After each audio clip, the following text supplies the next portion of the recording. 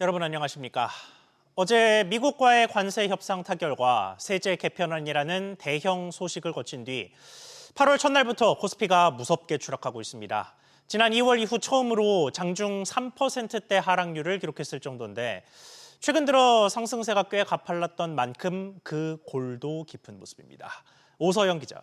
네, 오서영입니다. 네, 마감 앞둔 증시 상황 전해주시죠. 네, 조금 전 2시 50분 기준 코스피는 어제보다 3.6% 떨어진 3,128선에서 움직이고 있습니다. 개인이 1조 5천억 원 넘게 순매수하고 있지만 외국인이 6,800억 원, 기관이 9,200억 원씩 순매도 중입니다. 외국인과 기관의 팔자세에 장중 낙폭을 키운 코스피는 현재 3,100선도 위태해진 상황인데요. 시총 상위주들 보면 대부분 급락하고 있습니다. 삼성전자는 3%대 하락하며 약세를 보이고 있고 SK하이닉스 5%대 급락하고 있는데요. 폭폭 상승하던 자동차주도 약세로 돌아섰습니다. 현대차는 1%대, 기아도 1% 가까이 하락하고 있습니다. 조선주는 여전히 상승 중으로 하나오션은 3%대, 또 상장 첫날인 대한조선은 88% 급등세를 보이고 있습니다. 코스닥도 전장보다 3.8% 넘게 하락한 770선 초반에서 거래되고 있습니다. 네, 그리고 금융주, 지주사주 이런 주식들도 동반 하락하고 있던데 사실 이 주식들은 정부 대책에 대한 기대감으로 오른 것들이란 말이죠. 그렇다면 이 하락은 곧 세제 개편안에 대한 실망감이라고 볼 수도 있겠습니다. 그렇습니다. 정부는 주식 양도소득세 과세 대상인 대주주 기준을 50억 원에서 10억 원으로 낮추고 증권거래세율을 인상하기로 했습니다. 배당소득 분리과세 최고세율도 당초 기대했던 25%가 아닌 35%라는 점이 우려를 키운 건데요. 이 때문에 증권주는 NH투자증권 7%대, 키움증권과 신영증권 6%대, 미래에셋과 삼성증권 5%대 하락하고 있습니다. 이어 은행주도 우리금융지주 4%대, KB금융과 메리츠금융, 하나금융지주도 3%대 하락세를 보이고 있습니다. 주사도 보면 풍산홀딩스가 11%대, 한미사이언스 9%, HD현대와 GSPNL이 9%, 8%대, 그리고 하나가 7%대 하락하고 있습니다. 이런 가운데 달러원 환율은 두 달 만에 1,400원대로 올랐습니다. 어제보다 13원 오른 1,400원 70전에 거래 중입니다. SBS 비즈 오서영입니다. 네, 지금 나온 증시 하락의 이유 조금 더 자세히 짚어보겠습니다. 오늘의 하락에는 물론 다양한 변수가 작용했겠습니다만 투자자에게 직접 적용되는 세금이 변화를 맞은 것도 한몫했다는 분석입니다. 주식 거래에 양도세를 내야 하는 대주주의 기준이 2년 만에 다시 10억 원으로 낮아지고 주식을 거래할 때마다 내는 세금도 올라갑니다. 자세히 짚어보겠습니다. 엄하은 기자. 코스피 5천 시대를 내걸었던 정부의 기치와는 세금 행보가 조금 달랐는데 자세한 내용이 어떻게 됩니까? 네, 정부는 증권거래세율을 기존 0.15%에서 0.2%로 0.5%포인트 인상하기로 했습니다. 금융투자소득세 도입을 전제로 일시 인하했던 세율을 다시 올리는 겁니다. 이에 따라 앞으로 5년 동안 2조 3,345억 원의 세수가 추가로 거칠 것으로 추산됐습니다. 대주주 양도소득세 기준도 강화됩니다. 주식 양도세 대주주 기준을 50억 원에서 10억 원으로 낮추기로 했습니다. 이 같은 조치는 투자 심리를 위축시킬 수 있는 만큼 코스피 5천 시대를 공약으로 내건 이재명 정부의 자본시장 정책 기조와는 다른 것 아니냐는 지적이 나오는데요. 대주주 요건 강화 역시 연말 절세 매도 물량으로 이어질 수 있다는 우려가 이어집니다. 한국주식투자자연합회는 과세 회피를 위한 대주주 매도가 늘어나면 단기적으로 지수하락을 유발할 수 있다고 말했습니다. 네, 그리고 이번 세제 개편안에서 우려 대신에 기대를 모았던 게 배당소득 과세 완화 내용인데 이 부분은 어떻게 나왔습니까? 네, 현재는 연 2천만 원이 넘는 배당소득에 대해 금융소득 종합과세가 적용돼 최고 49.5%의 누진세율이 부과됩니다. 개편안은 이를 구간별로 나눠 2천만 원 이하의 경우 14%, 2천만 원 초과해서 3억 원 이하는 20%, 3억 원 초과일 땐 35%의 세율 등으로 분리 과세합니다. 당초 최고 세율이 20% 수준일 것으로 기대했던 시장에서는 실망감이 커지는 분위기인데요. 배당소득 분리과세 도입 기대감은 이미 주가에 선반영돼 있었던 만큼 단기적으로 실망 매물이 나올 수 있다는 우려도 이어집니다. SBS 비즈 엄하은입니다. 증시 관련 소식 조금 더 보겠습니다. 조만간 출퇴근길에서도 국내 모든 상장 종목을 거래할 수 있게 될 전망입니다. 대체거래소 출범의 위기감을 느낀 한국거래소가 주식 거래 시간을 12시간으로 늘리는 방안을 검토하고 있습니다. 이민후 기자, 구체적으로 검토되고 있는 방안이 뭡니까? 네, 한국거래소는 최근 증권사들의 주식 거래 시간을 오전 8시부터 오후 8시까지 확대하기 위한 의견을 취합했는데요. 총 3가지 방안을 조율 중입니다. 하나는 정규장을 앞당기는 안입니다. 정규장을 오전 8시부터 오후 3시 30분까지 열고 오후 3시 40분부터 오후 8시까지 애프터마켓 거래를 지원하는 방식입니다. 나머지 두 안은 프리마켓을 운영하는 방안인데요. 프리마켓을 오전 8시부터 8시 30분까지 운영하고 시가 단일가 거래를 8시 30분부터 9시까지 지원합니다. 정규장은 기존과 같이 운영하고 애프터마켓 역시 오후 8시까지 운영합니다. 대신 하나는 프리마켓에서 소화되지 않은 호가를 정규장으로 넘기고요. 나머지 하나는 삭제하는 방안입니다. 이 같은 방식이 도입된다면 투자자들은 출퇴근길에 넥스트레이드 791종목뿐만 아니라 국내 주식시장에 상장된 전 종목을 거래할 수 있게 됩니다. 네, 아무래도 글로벌 주식시장에서도 거래 시간이 계속 연장되는 분위기를 국내에서도 반영하는 것 같죠? 그렇습니다. 미국 거래소들이 주식 거래 시간을 24시간으로 늘리는 움직임을 보이자 국내에서도 주식 거래 시간을 연장하겠다는 건데요. 동시에 최근 프리마켓과 애프터마켓을 통해 가파른 성장세를 보이고 있는 대체거래소 넥스트레이드를 의식한 조치로도 풀이됩니다. 거래소는 안을 정하면 금융위원회에 규정 개정안을 승인받을 예정인데요. 다만 거래 시간을 늘리면 직원들 근무 시간 연장에 대한 논의와 증권사 시스템 개발이 필요해 시간은 다소 걸릴 전망입니다. SBS BG 이민우입니다. 다음 소식입니다. 경제계 우려가 큰 노란봉투법과 2차 상법 개정안이 국회 법제사법위원회를 통과했습니다. 여당인 더불어민주당의 주도로 속도를 내고 있는 모습인데 국회 상황 어떤지 짚어보겠습니다. 김동필 기자. 네, 김동필입니다. 네, 지금 법사위를 넘었다고 하면 이제 본회의만 남은 거죠? 네, 그렇습니다. 노란봉투법으로 불리는 노동조합법 개정안과 집중투표제 의무화 내용을 담은 2차 상법 개정안 등이 오늘 법사위 문턱을 넘었습니다.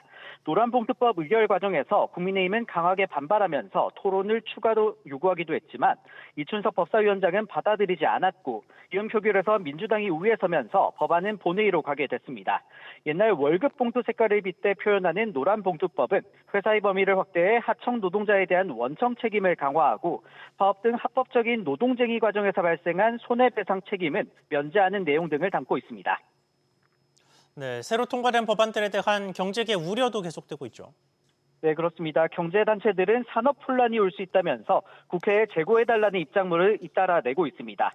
어제는 경총회장이 취임 첫 단독 기자회견으로 우려를 표하기도 했는데요. 고도의 경영상 판단까지 쟁의 행위 대상이 될 수 있기 때문에 사회적인 대화가 더 필요하다는 겁니다. 노조법 개정안이 현실화되면 잦고 과격한 쟁의 행위로 우리 노사관계의 안정을 해치고 산업 생태계를 뿌리째 흔들어 미래 세대의 일자리까지 위협할 수 있습니다. 또 경제 8단체도 어제 세미나를 열고 상법과 노란봉투법 등 주요 규제가 기업에 미치는 영향을 분석하는 한편 비판의 목소리도 높였습니다. SBS 비즈 김동필입니다. 국정기획위원회가 주택담보대출을 구조적으로 억제하는 방안을 국정과제로 못 받기로 했습니다. 은행이 주택담보대출을 많이 팔수록 자본 부담이 커져서 대출을 조이게끔 하는 구조인데 그만큼 대출의 문턱도 높아질 전망입니다. 정동진 기자. 네, 정동진입니다. 네, 주택담보대출 자본 규제 강화를 정부의 국정과제 차원에서 추진하겠다 이 내용인 거죠.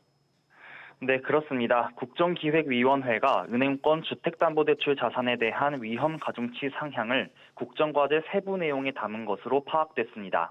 금융사는 가진 자산의 위험 점수를 매겨 위험 자산으로 따로 계산합니다. 그리고 이 위험 자산에 비례해 일정 수준의 자기 자본을 반드시 쌓아야 합니다. 국정위 내부에서는 19% 수준의 주담대 평균 가중치를 25%까지 올리는 안이 거론됐는데요. 국제결제은행 기준 자기자본 10%를 기준으로 설정하면 주담대 자산 1조 원당 자기자본 충당 부담이 190억 원에서 250억 원으로 늘어나게 됩니다. 반면 정부는 기업 투자분에 대한 위험 가중치는 낮춰서 자금을 생산적 방향으로 돌리겠다는 구상을 세웠습니다. 구체적으로는 국가전략기술이나 전력용수 등 첨단 산업 구축을 위한 인프라 투자분에 적용되는 위험 가중치를 기존 최대 400%에서 100% 선까지 낮추는 방안이 거론됩니다. 네, 그리고 국정위에서 DSR 규제 강화도 논의가 돼 왔는데 이 제도는 국정과제까지 포함되지는 않습니까?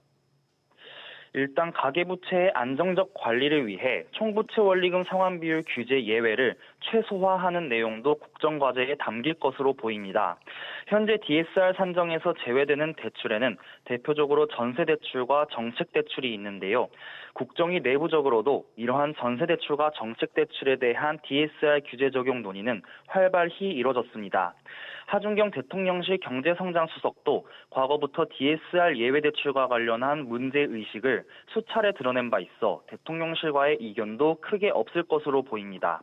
SBS 비즈 정동진입니다.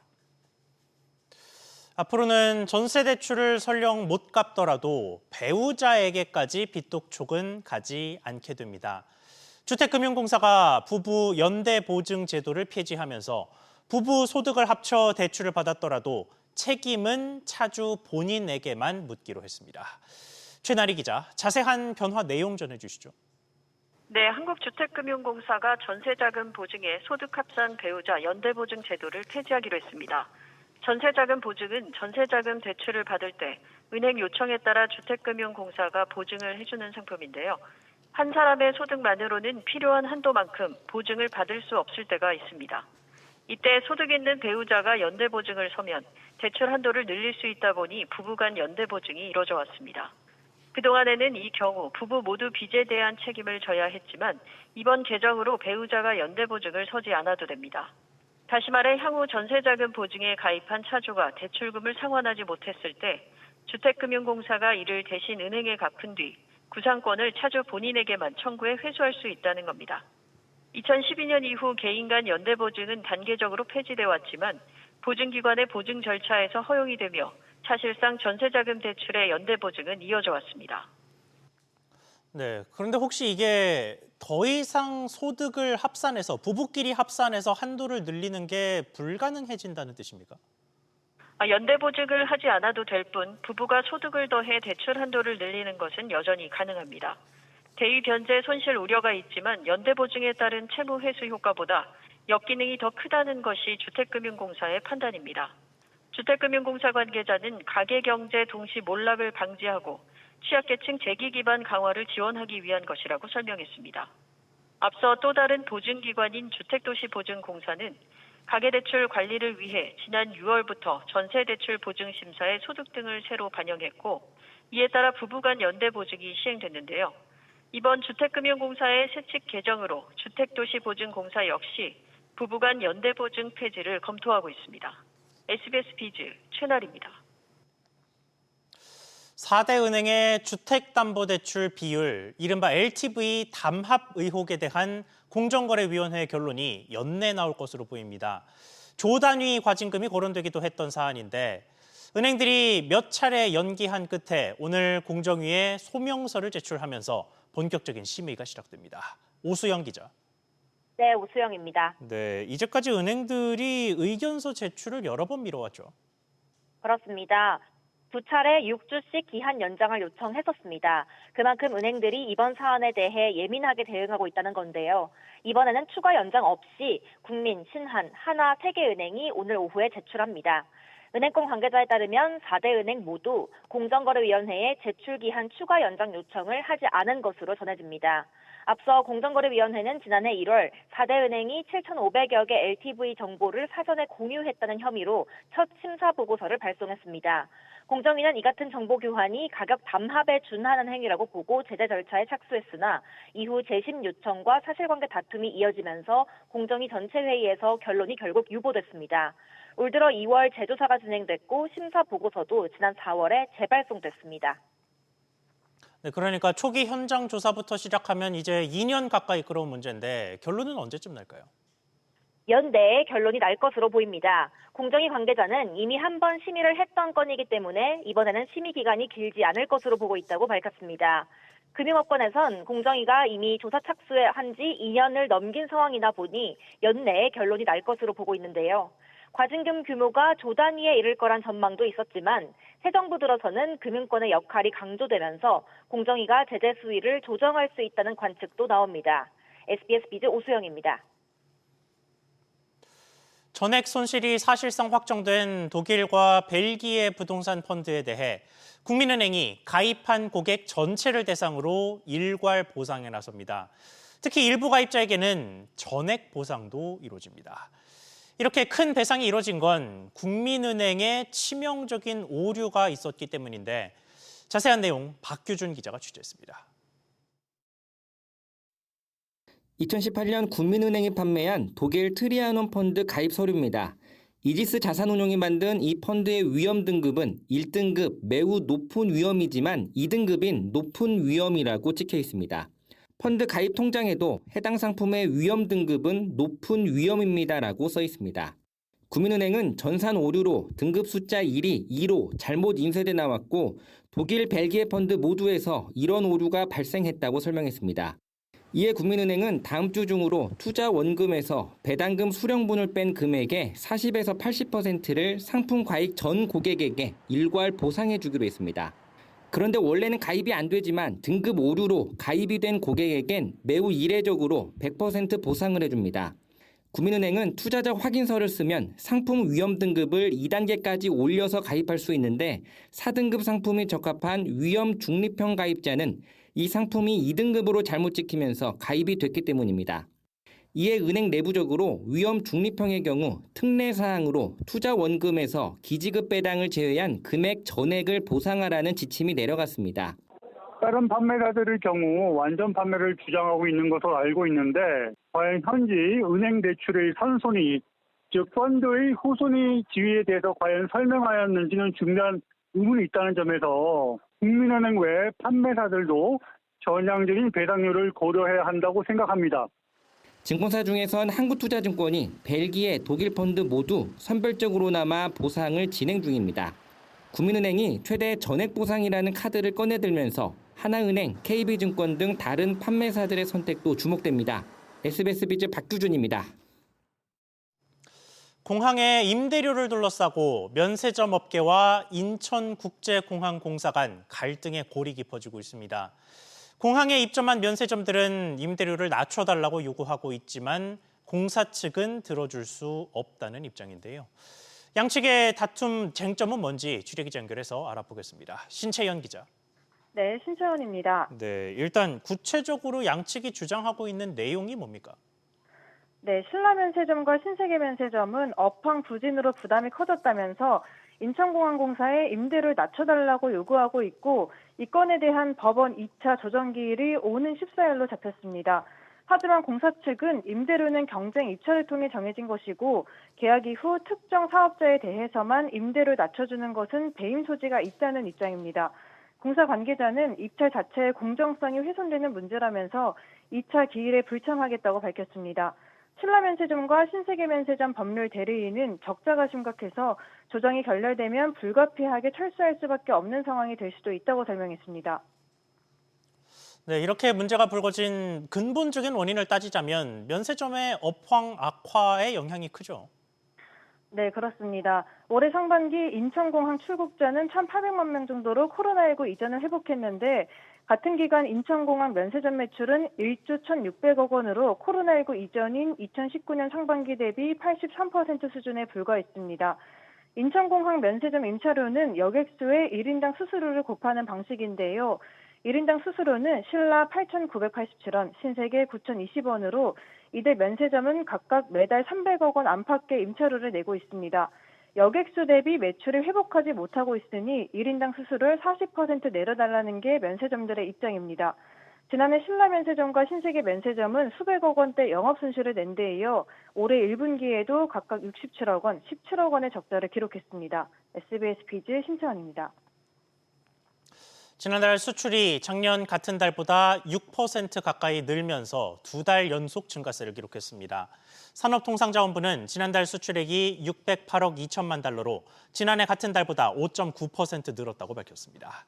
반도체가 31.6% 급증하며 역대 7월 중 최대치를 기록했고 자동차도 관세 여파를 뚫고 8.6% 증가해 전체 수출 증가세를 이끌었습니다.